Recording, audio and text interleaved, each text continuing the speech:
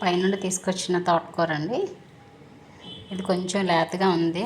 ఎక్కువ శాతం విత్తనాలు వచ్చేసినాయి అన్నీ, అలా వదిలేసాను విత్తనాల కోసం అని చెప్పి. రెడ్ తోటకూర కూడా కొంచెం పండిపోయినట్టు ఒకలాగా అయిపోతుంది, అందుకని తెచ్చేసాను. చూడండి పాలకూర అయితే ఎంత ఉందో.